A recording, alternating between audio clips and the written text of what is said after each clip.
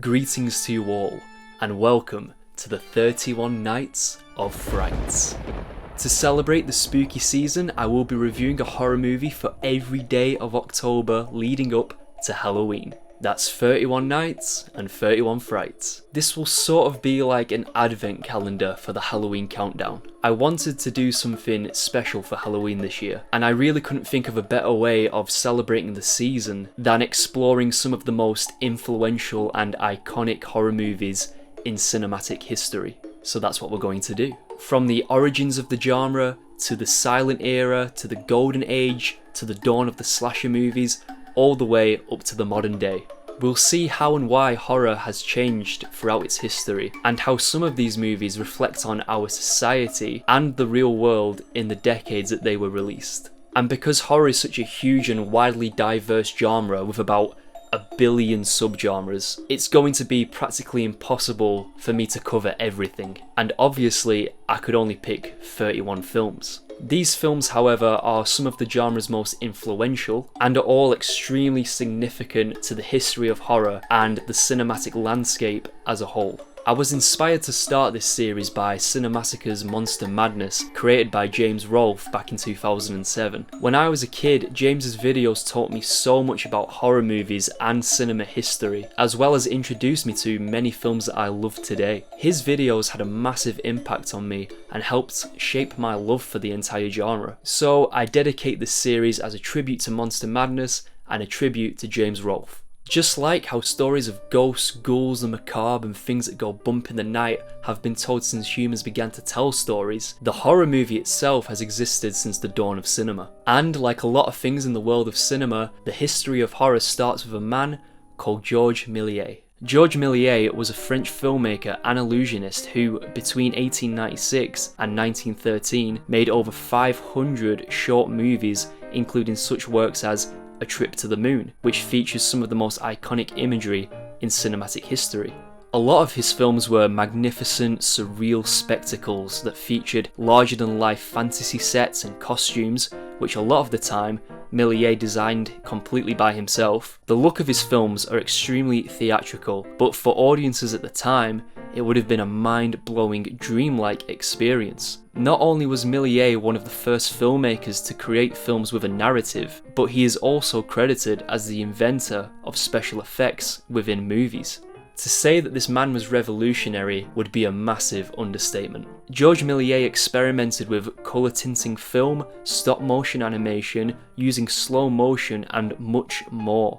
But Méliès didn't just make any horror movie, he made what is regarded to be the first horror movie, just 1 year after the birth of cinema. That movie being 1896's The House of the Devil. The 3-minute short film, which unbelievably was an ambitious length in its era, follows 2 cavaliers who have an encounter with the devil and a group of ghouls in an old castle. Although Méliès made the film without the intent of scaring his audience, the film is still considered to be the first horror movie due to its theming and imagery of devils, ghosts and witches. If anything, this may well be the first ever dark comedy too. Méliès was a man of cinematic firsts, and this is a prime example of that. Throughout the movie, Méliès uses jump cuts to make characters appear and vanish. It's the most classic trick in the book, but this is actually the first time a jump cut was ever used, and it's in a horror movie, and it was invented by Georges Méliès. Additionally, the devil and a skeleton both turn into bats. So is this technically the first vampire movie too? Okay, maybe that's a bit of a push, but we'll get to that movie in the next episode. But one thing's for sure, this movie and Méliès himself are nothing less than groundbreaking. Moving into the early 20th century, filmmakers began to make horror movies based on various literature works, such as Frankenstein in 1910, The Hunchback of Notre Dame in 1911, and not just one, but 6 adaptations of Robert Louis Stevenson's The Strange Case of Dr. Jekyll and Mr. Hyde. However, some of the most influential horror movies from this early era were actually born from the German Expressionism movement. Included in that list is what is considered to be the first true horror feature-length movie, and movie number 1 of our 31 Nights of Frights. And it's none other than Robert Wiener's The Cabinet of Dr Caligari from 1920. Like a lot of movies we'll be taking a look at during this series, it's hard to bring something new to the table of discussion, especially when said movie is so well revered and now over 100 years old. However, despite its age, the Cabinet of Dr Caligari remains a truly unique and visually mesmerising experience, and it's clear to see just how this movie broke ground in the world of cinema.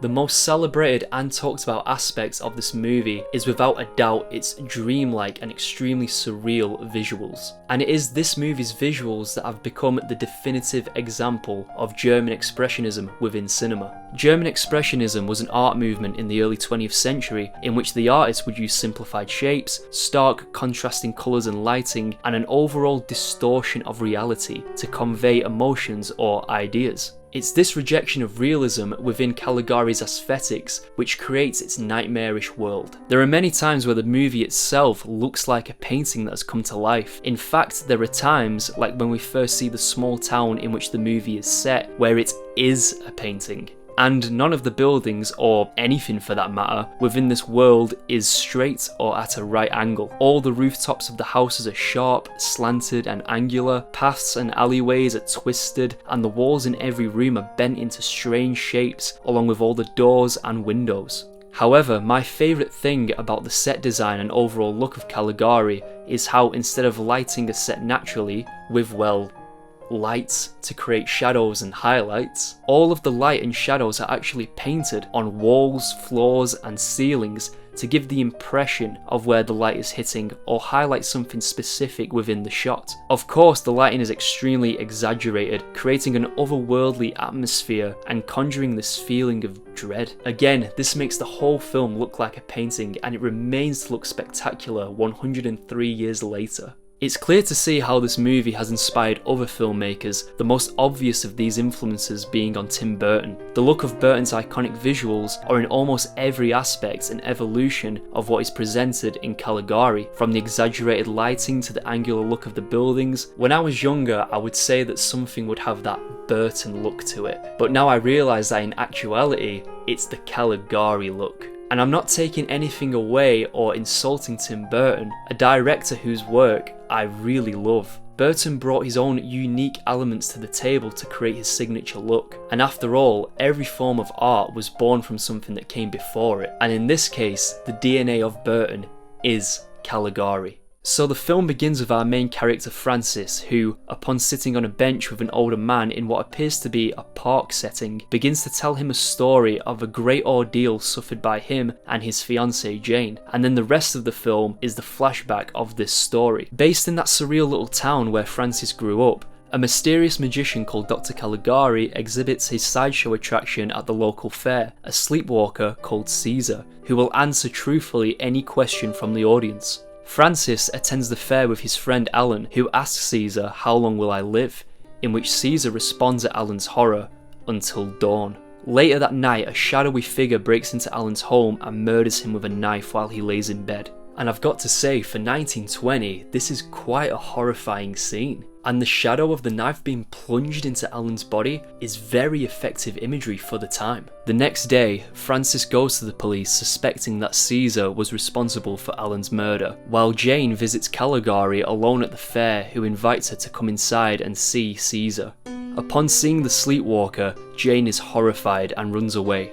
That same night, Francis keeps a close watch on Caligari's house, peering through his window to see both him and 𝙎𝙎 asleep. However, it seems as though that 𝙎𝙎 is in two places at once as he breaks into Jane's house through her bedroom window and attacks her.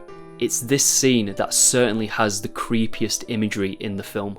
Not being able to kill Jane as if having some feeling of attraction towards her, he picks her up and takes her away with him out of the window and across the slanted rooftops. After being chased by an angry mob, 𝙎𝙎 eventually drops Jane and then collapses himself and dies.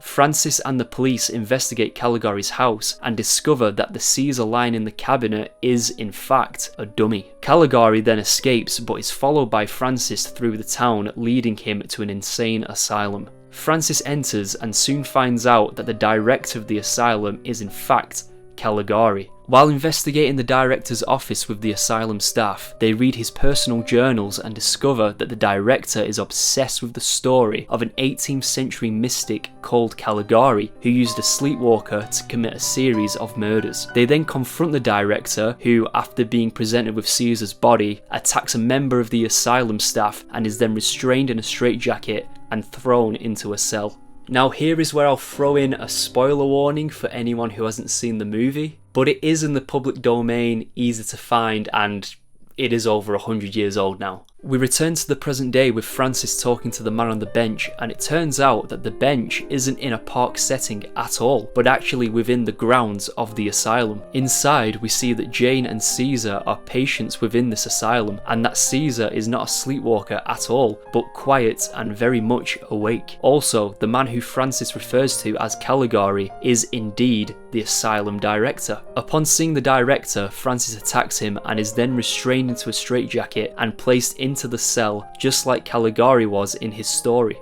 In a twist ending, it turns out that Francis was insane and a patient within this asylum all along. Believe it or not, this is regarded as one of, if not the first, plot twist in cinema history.